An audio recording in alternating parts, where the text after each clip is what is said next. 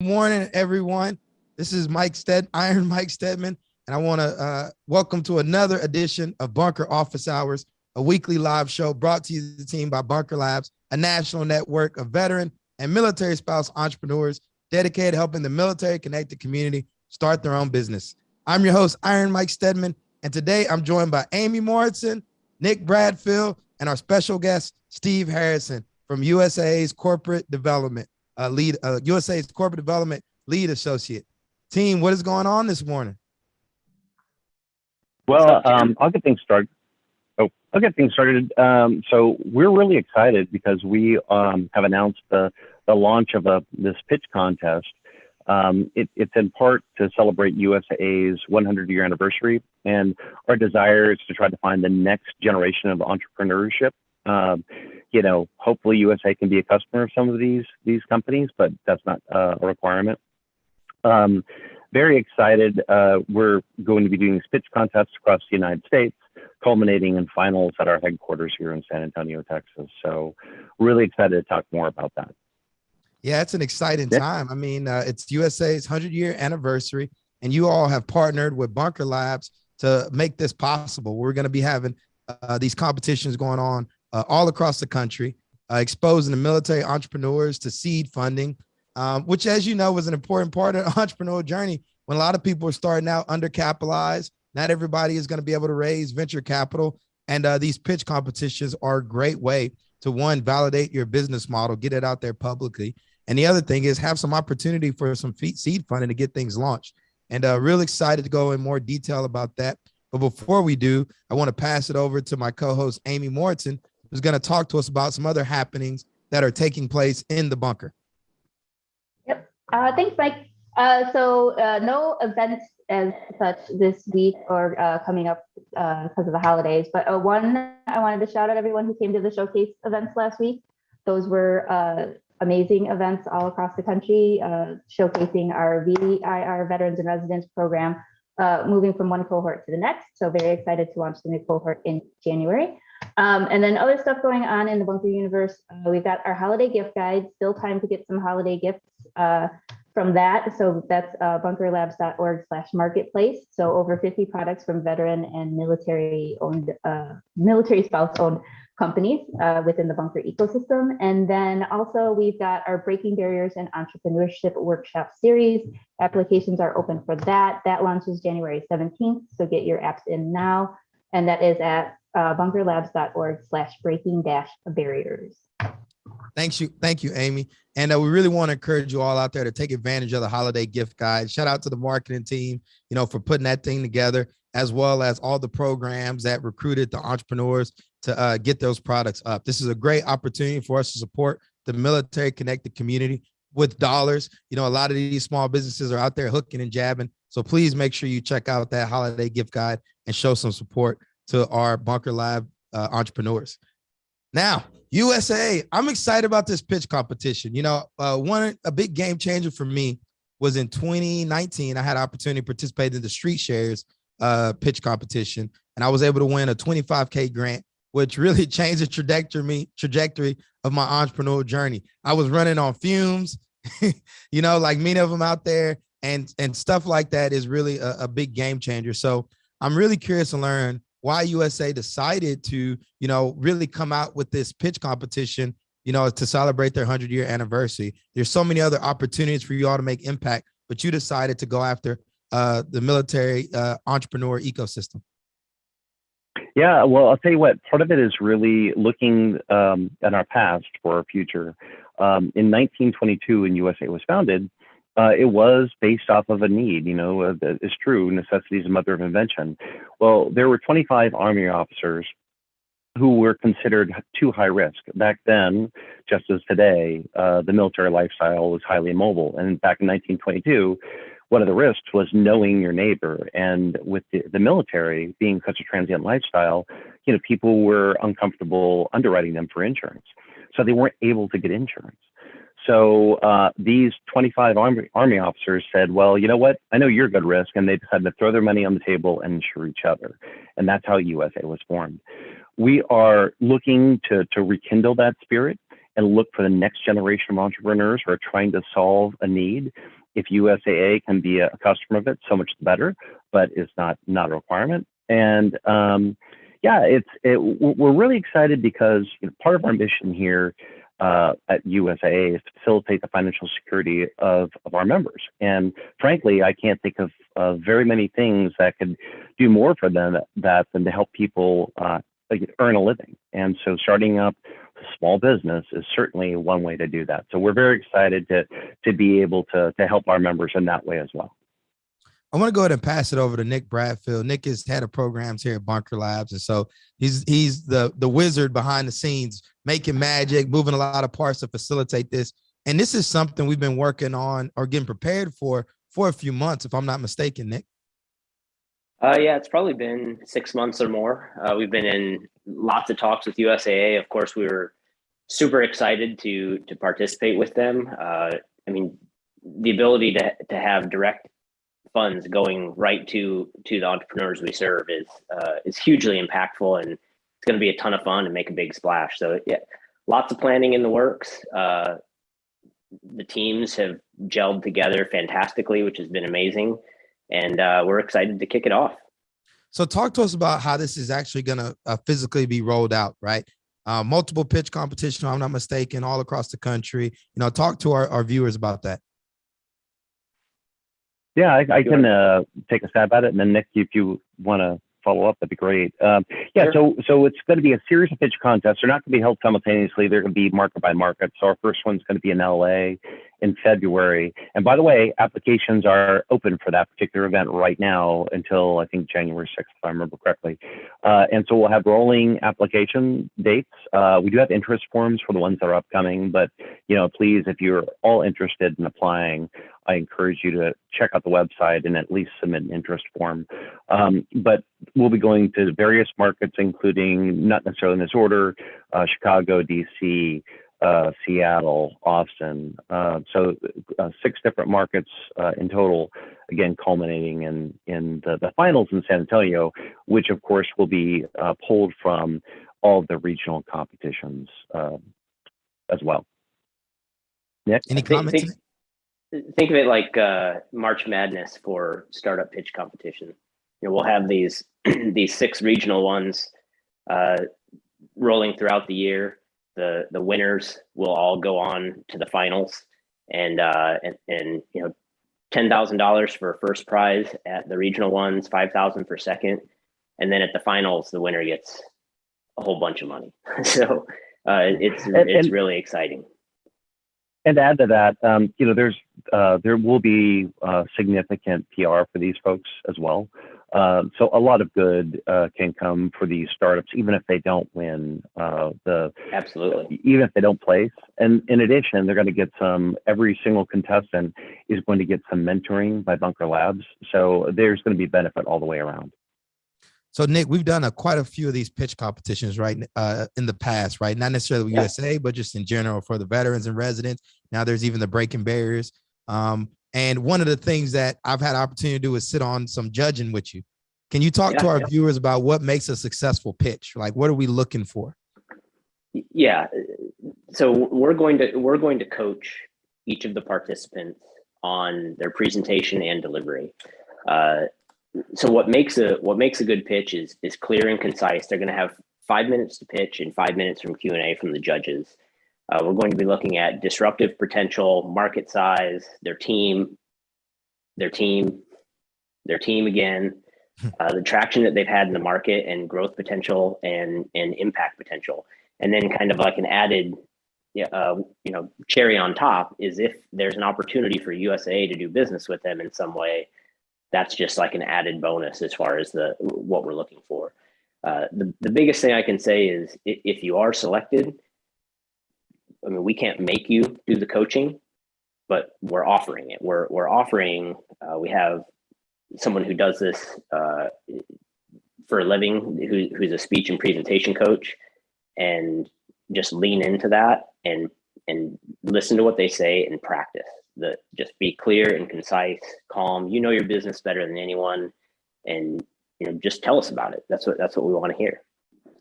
For those that are tuning in live, if you have any questions or need some clarity around anything regarding the pitch competition, please go ahead and put it in the chat. Right now, we're streaming via Zoom, so I'm popping back and forth between LinkedIn and Zoom.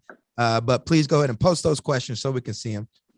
Nick, another thing I want to ask you is, so we have these coaching opportunities. When will those be posted, and how will people know that that's available? So, great question. As the participants are selected, we'll reach out to them. First, we do a background check. Once everything comes back okay, then we introduce them to the presentation coach, and then they just book the sessions with them. So it's not going to be something that's public. It's going to be one-on-one coaching. Got it. And Steve, for you, what are some advice you have for the entrepreneurs that are thinking about applying and, to set them up for success? Because, just speaking on behalf of the Military Connected community, for a lot of members, some of them can be very intimidated versus some, this is like, a guy like me, I've been through the ringer a little bit, been beat up, jaw been broke, been knocked down, right? I've pitched, but a lot of our members, not so much. So what advice would you like to give to them to prepare them for success? Yeah, I would say for starters, to understand the why they're pursuing a particular opportunity.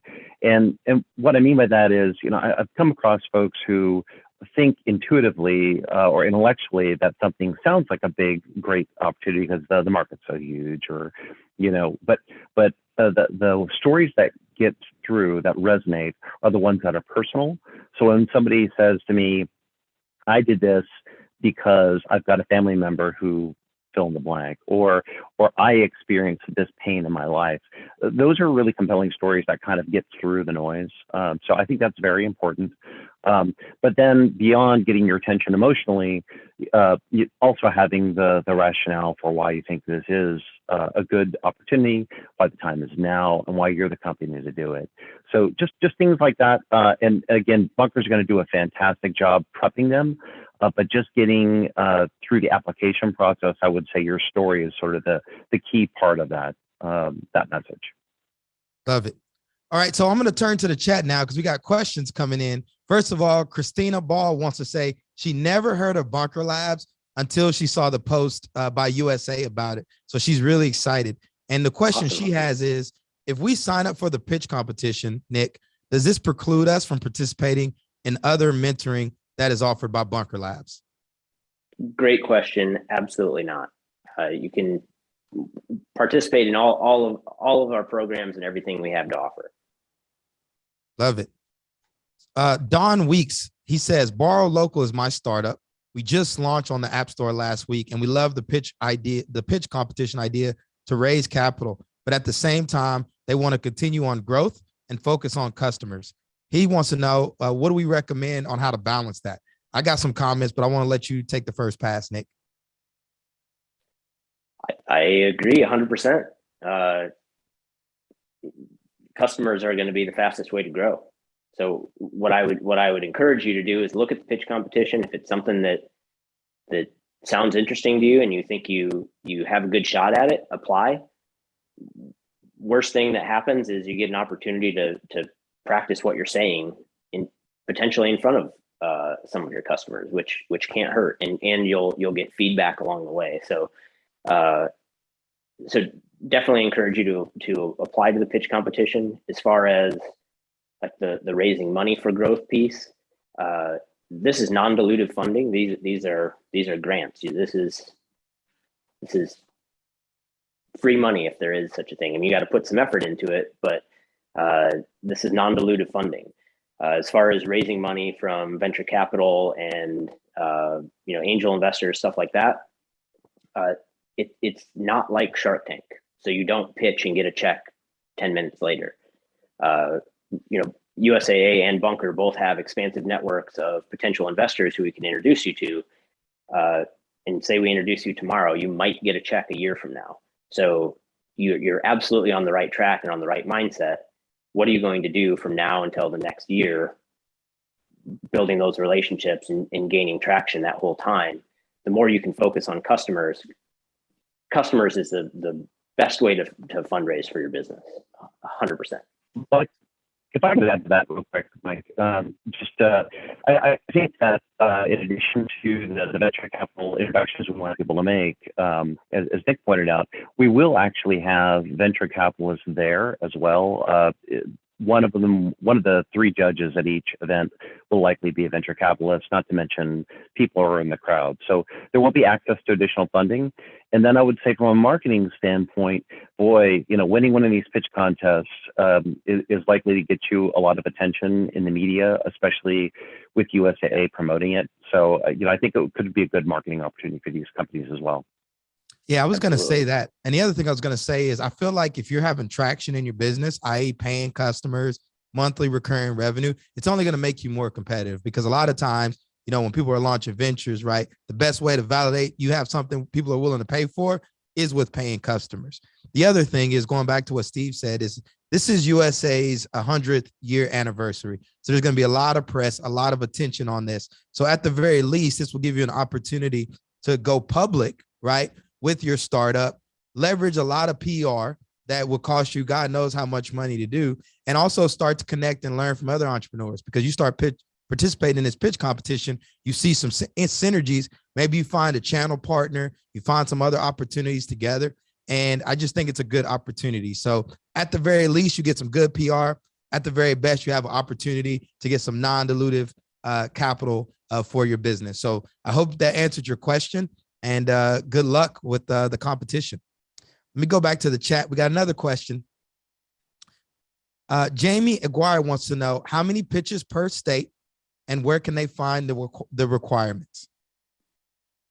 I'll take that one. So there is a website, and hopefully we can post that in the chat if they haven't seen it already, but with the specific requirements.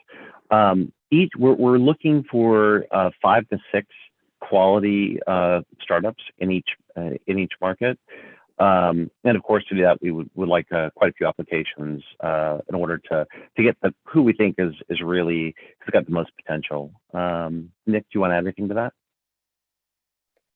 Yeah, so I dropped the website in the chat. Not sure if it comes through to everyone or not, but the website is www.bunkerlabs.org/USAA-pitch.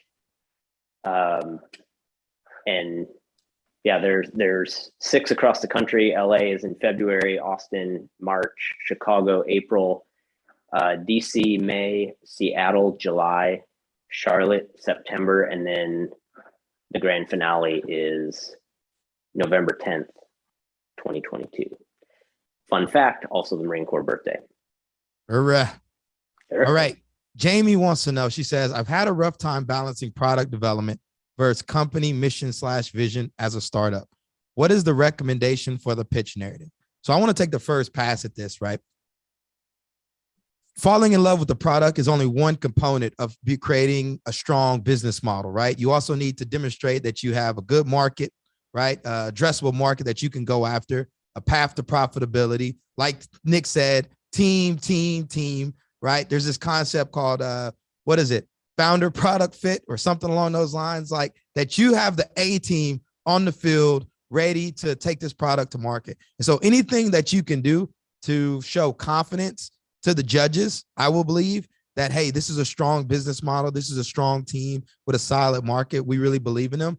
Focus on that and let that drive everything else. So what I don't recommend, because I've seen this happen over and over again on these pitch competitions, where people just focus on all the different features of their product, right? At the end of the day, the product is solving a problem for a particular group of people. And the business model is how you're able to monetize that and scale it. So I hope that answers your question. Nick and Steve, any advice or comments? I just have one. Go ahead, Steve. We'll go back.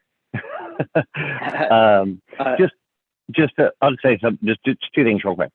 So I think that for the pitch itself, I think Nick's gonna give us some additional great advice.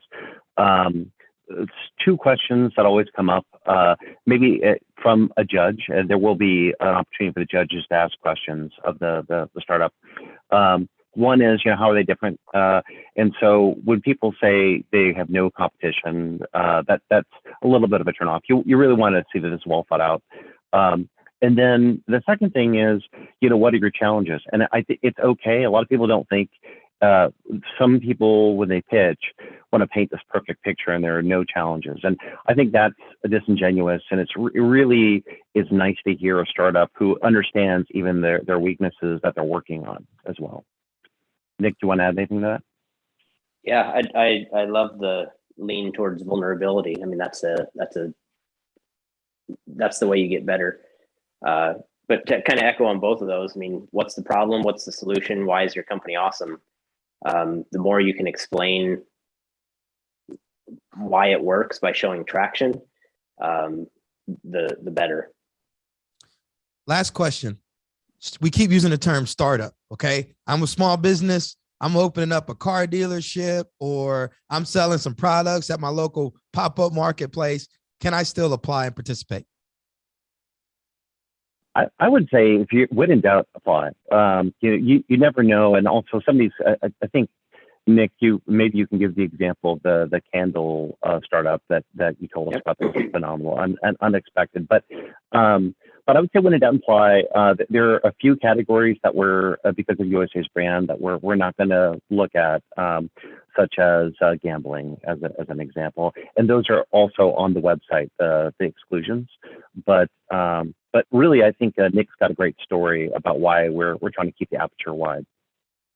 Love it. Yeah. So the reason is because of Southern Elegance Candle Company, Deshawn Russell, one of my favorite entrepreneurs on the planet. So why she's one of my favorite is because she absolutely leans into every experience thrown her way. So a few years ago at the muster, we were doing pitch competition, and I was one of the people reviewing applications. And there were a whole bunch of tech companies. There were some product companies that didn't have much traction. A couple did. And then I saw this candle company. And because of my naivety, whatever that word is,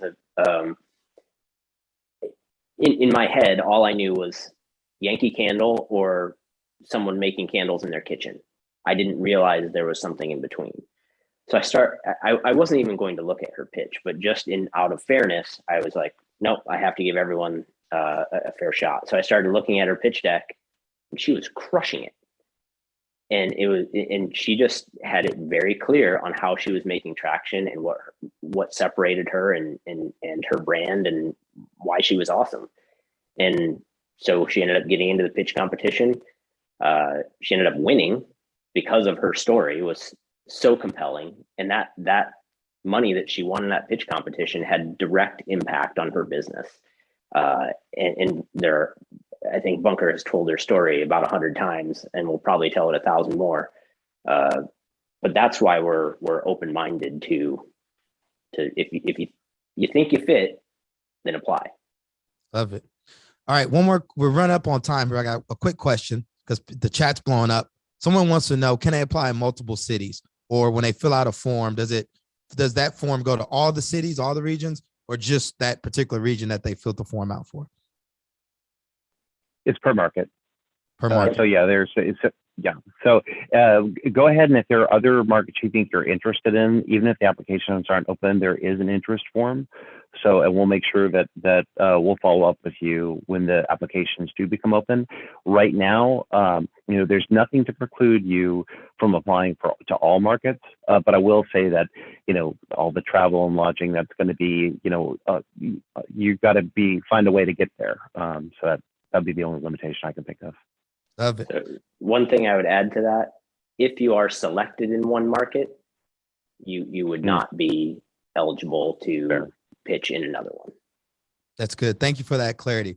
And for all our viewers, here's what I'm going to tell you. One, I'm going to do my best to put you guys in the best position possible to feel confident rolling into this competition, leveraging this platform, office hours, as well as the Transition Podcast, right? And I'll also work with the marketing team, see if we can get some blog posts up, as well as I have a newsletter for the transition that we send out. So we're going to work to help make sure you guys are feeling confident about this pitch competition. That you're going to have everything you need to at least be prepared. Okay. So that's my promise to you all out there that are tuning in. Don't feel overwhelmed by it. Lean into the bunker. We're going to put out some content to help guide you along the way. Now, what we're going to do is we're going to transition to one of the favorite parts of office hours is where we give a book recommendation. And I know me and Nick text books back and forth. We haven't done it in a while because we've been in the hustle. But Nick, you got any book recs for our listeners today? My default answer every time I get this question is Rework by R-E-W-R-K.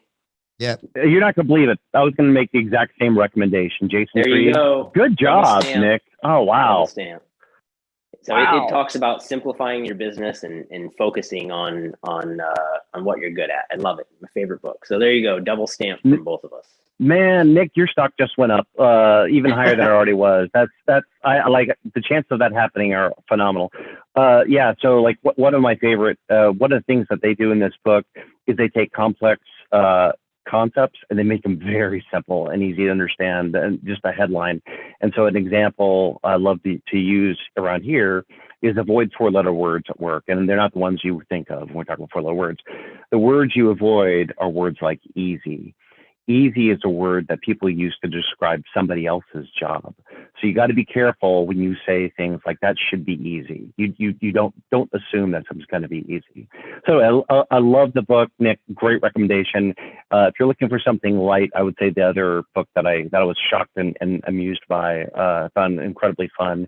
Matthew McConaughey's Green Lights. I think it's a fun read.